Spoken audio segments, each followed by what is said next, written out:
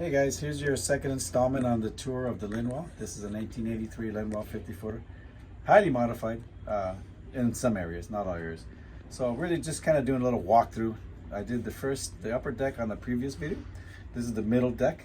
I'm going to show you some of the changes I made.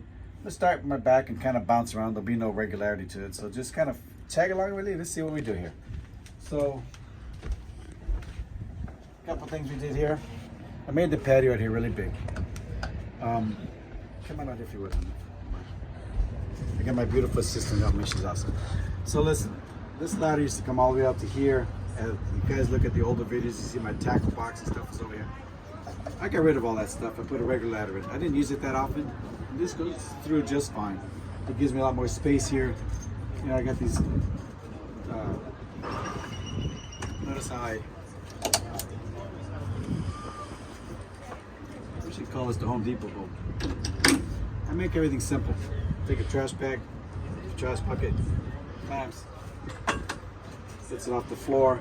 Things on boats rattle around. So I made this all open like that. I didn't do teak oil anymore on the floors. Now I use another stuff that's on the previous video. And I varnished all of this. I put all my fishing rod holders in here. I was in an accident, you guys remember not too long ago. That's all been repaired.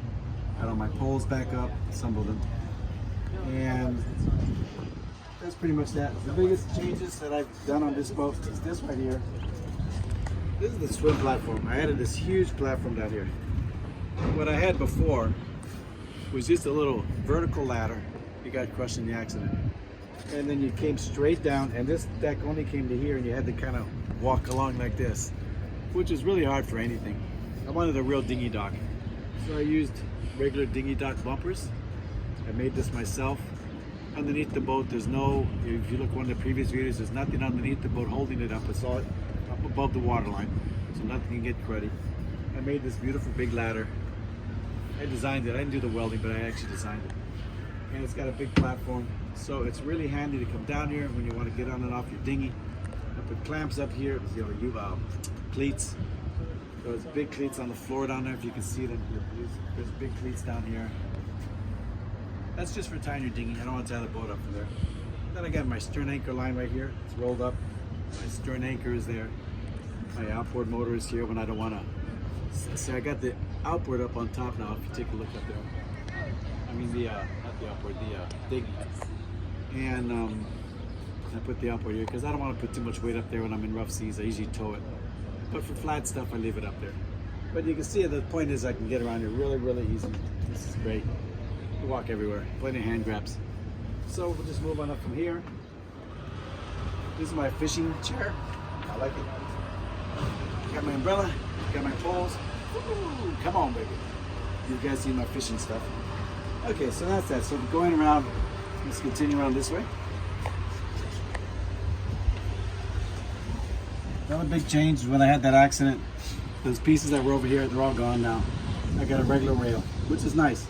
One of the issues I had before is when we were docking the boat, you can see here where the old piece used to be. It went from here up all the way up to here.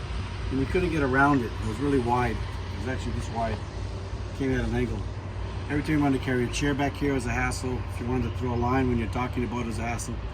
You know, it's sheerly cosmetic. It had no structural strength whatsoever. So the accident eliminated it and crashed, which I wanted it gone anyways. I would have preferred to take it out a little slower with a tool, not a towing cable. Anyways, it's gone. I got a nice rail. Now when we walk from the back of the boat to the front, we can carry chairs and items. When we're docking the boat again, you can just throw the lines, you can work your fenders. So that's what this is all about here. I added all these cleats for my bumpers. Because every time we're going to throw a bumper out, people are tying it to here, there, wherever. Well, when you have cleats, you can tie everything else. So you notice there's cleats all over the place along here. Another one up here. Again, this is for another type of ladder, boarding ladder that's on the other side. You'll see in a minute. And the only thing left to do is these doors. I got to do a little varnishing on the doors. But I varnished all the rails up above. Here's my security cameras. You can see they're following me around. I got some rod holders and stuff up there. Up here I made a lot of changes, eliminated a bunch of stuff. Varnished all of the rails. I varnished the deck.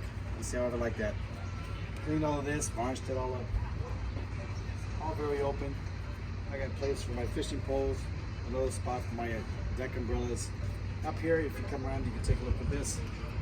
This is for my bumpers when I'm on the way. I take all the bumpers and just hang them there when they're underway. That's just an extra fuel tank for the dinghy. Really, just cabinets. There's a lot of storage in these cabinets. This has got all my extension cords. That has all the adapters for shore power. And that other one over there is the same thing, more extension cords. The dock cords, that's what that goes in there. Down here, the only thing really this shows is this duplicate of the other side. This big ladder. This is how you get in and off the boat, of course, when you're at a dock with the dock. This is reversible on both sides. The only thing bad about these teak decks is they're hot. I'm burning my feet right now as I'm standing here. Okay, let's take a look at the inside real quickly. Here's the steering helm. You know, ever since going from sailboat life to trawler life, it's a huge difference. This is really RVing on the water. People, it's not really sailing. I'll admit it. It's a very comfortable lifestyle. We got all the shade. Right now it's sunny outside, but inside here you're well protected so your skin's not getting cooked. You know, I worry about skin cancer and sunburns and stuff like that. I replaced all the gauges. The motor's been maintained and everything down below. We'll do that in a separate video. But it's all just, basically, here's all my electronics. I got rid of all the 1980s technology and stuff that was on this and converted it all up to 2022, I think.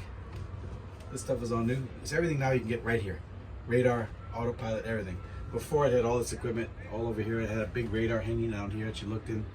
All of that's gone. The single sideband is gone. Basically everything's gone. So there's a lot of storage. Here's the stabilizers, twin engine. I added an extra freezer here. Right now we got it ready for winterization because we're leaving the boat. So we just put a pillow in here just to keep it open so it stays vented. We got this freezer. We got this freezer here which is full of food. We started with just this freezer and I was catching a lot of fish, so I added this extra freezer here because I like fishing and we get a lot of food, so we added the freezer.